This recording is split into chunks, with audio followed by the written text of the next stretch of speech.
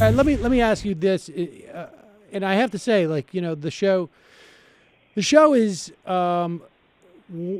one of the best shows out there of like smart and stupid comedy simultaneously, and I Yeah. really that's the thing I think is amazing about it. I mean, and I can't tell if it was because I was there that day, the first time I saw the show.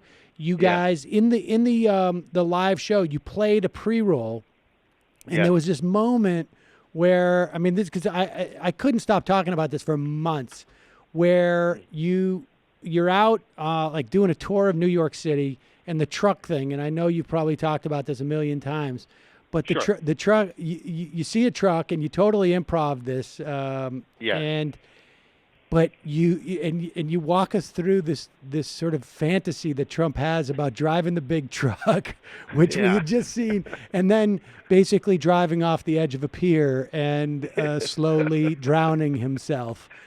And I was in the back of the room, like with tears streaming down my face. It was so cathartic to sort Yeah. of see like how deeply disturbed he was and be able to sort Yes. of it's really amazing. And that's one of the best things about the show, I think, is like you get inside his head and just sort of speculate what could possibly be going on there. Yeah. I mean that I think is come back to the thing we are talking about how do I reckon with that, and I think that that's how I reckon with it. I think on the tour with James, I would have these moments, in the tour late at night in a hotel room where I would really be like, what am I doing? Like, am I doing service to this person? Am I actually being satirical? Or, because there's always that line that you have to reflect on, that when you're representing someone, you still are elevating that you're putting that person forward in a new permutation. And so I think that the compact we made with ourselves at the show was that if we go inside, everyone goes outside on an impression, right? Everything is outside, right? I think the other famous impression is sort of all about the outside. And so I said, well, okay, if they're going to go out, and I had already been doing it before they went out, but I was like, I'm going to go in. And I think in is more interesting because it's all inward is every possibility, every permutation of the sort of core equation of what we know he is. And then you can sort of have, like you said, a catharsis, and it's this weird marriage. I mean, and again, there's a lot of great writers here who are the ones who, make this happen. But there's a marriage between, and I think it's true because, Trump, you have to think about who he is. He is sort of a combination of like a classic rube, almost like a silent film rube. But he's also sort of like a weird, sad rat packer that like isn't really part of the rat pack.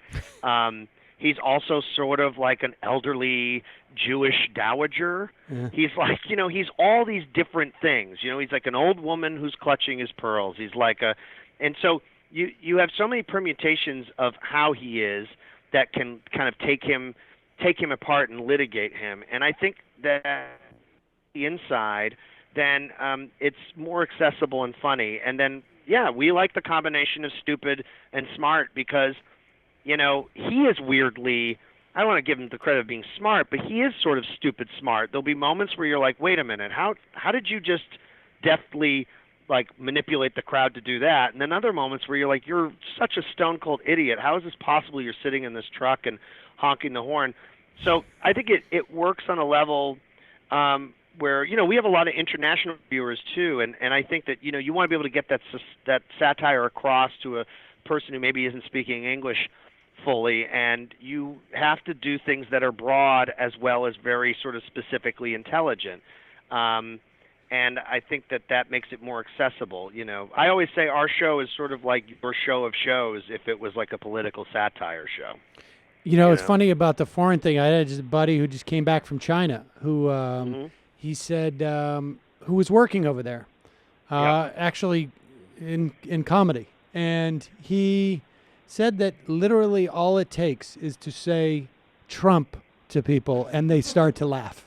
That they laugh. He said all you have to do, you go either China and they start laughing hysterically because they know what it is, or Trump and they laugh. They just laugh. Yeah. And the other thing that strikes me too is that and you don't necessarily see this, but because you see people who will do impressions of politicians who are not political people, but you're an extremely political person. I Yes. mean, right? I mean, you and Yes. I know Adomian is also an extremely Very political, person, Yes. and you were heavily invested in him losing the election. I mean, Yes. you're like the type of person who would listen to this show, frankly. Yes. I do listen to your show. Well, but which is, you got to be really, I think, political, and that to me, I think, is also sort of fascinating about the whole thing because it's not you're trying to create a statement. I wonder, like, do you guys? And I guess maybe you just addressed that a little bit, but Sure. do you run up against situations, or is it sort of a slam dunk with a guy like this, where you're like, it's funnier this way, but I don't want to let him off the hook if I do that? Oh, yes. That's a conversation we have all the time. I mean, we have a couple of rules around here, around the show. One of them is that Trump is like a loaded gun and only we know how to fire it. So, we never let anyone else write for the Trump. It's very rare that we'll put my Trump on another show if we're not in control of the writing. Right. And we have another, one of our core rules is that there's no race baiting, sexism, homophobia as an comedy done as an excuse because we have Trump. You know what I mean?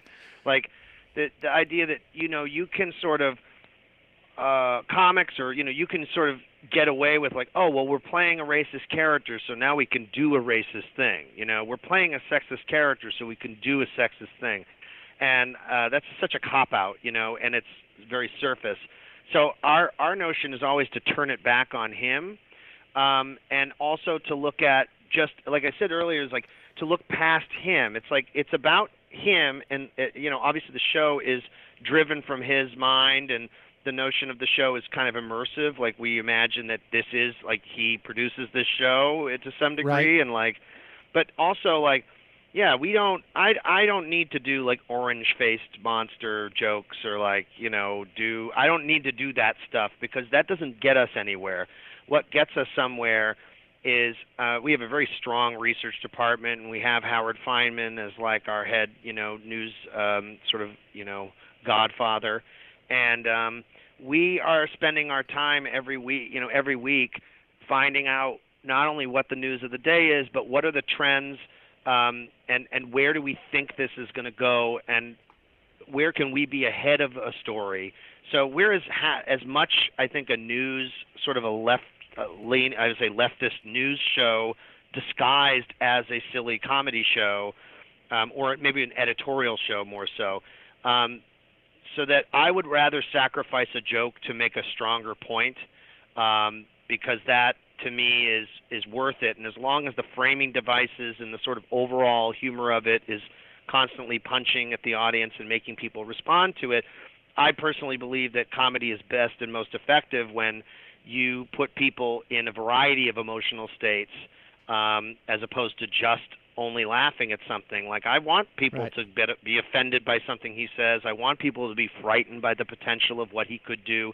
And then I also want, the gallows humor of us laughing at the absurdity of where we're at and who he is. I think all those things packaged together.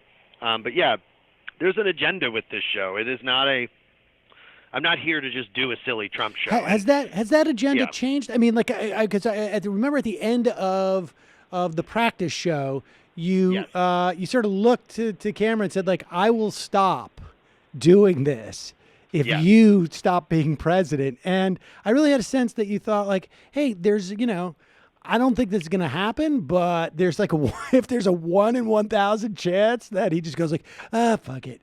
I don't want to be made fun of anymore. And he steps down, that you would have been like, yes.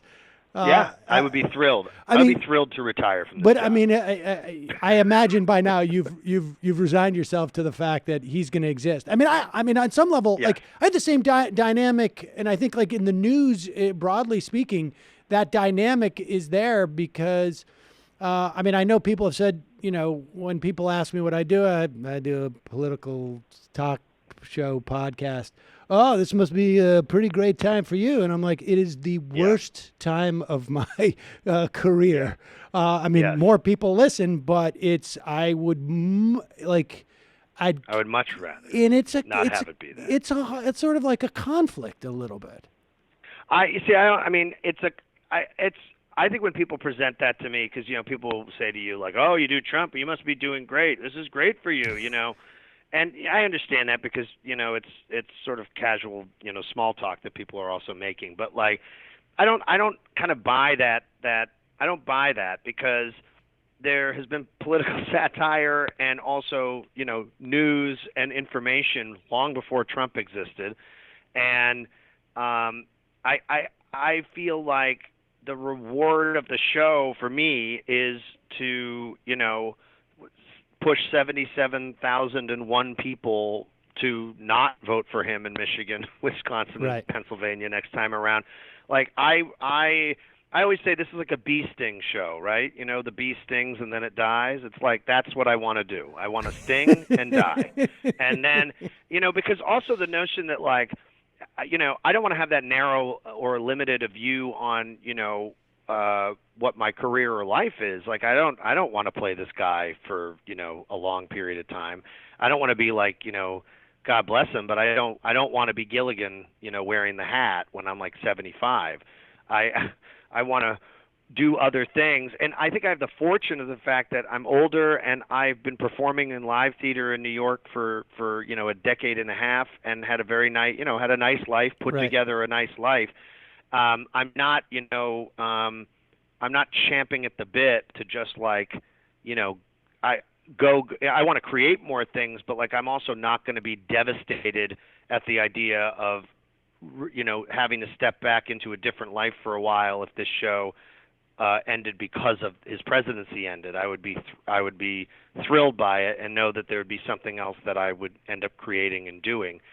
And also, I just think like it's sad that it takes this to get people to really reflect and have a discourse, about what's going on in the country. And what I hope this stokes is a larger discourse about for-profit media and about news that is driven by ratings and attention-grabbing stories that are all about litigating the sort of horse race politics of, how or whether they're surviving or winning because of what they said versus the content of their policy and what they do. And, we're at a dangerous precipice in this country, partly because of our lack of civics education, a larger population that does not understand sort of the basic functions of government and what and how it operates. And in confluence with that, we have, tribalistic divisions that are being stoked every day. So Bannon, in a weird way, is correct when he said that at the speech at when I forget the guy's name right now, when Moore won in Alabama, where he said, we have to keep going, we have to stick to the plan, we will grow more and more people. And I think that people need to start listening to that and start understanding that our belief that it's impossible that this could happen is partly predicated on the fact that we live in international citadels on the coast. We live in places where our notion of the anger and disillusionment of a lot of citizens in this country, right or wrong thinking, whatever it is real, and it can eventually flip the switch for all of us. And I think that that's the more central thesis of what I want, hopefully the show to be about, from moment to moment, because you can't do that all the time or everyone will just hang themselves while they were watching the show. Hi, folks. Sam Seder here. We still need your help on our Patreon page. YouTube ads have come back, but not nearly as much as we had before. So if you can help us out, any little bit helps. Head over to our Patreon page right at this URL, and you'll help us keep helping you by making videos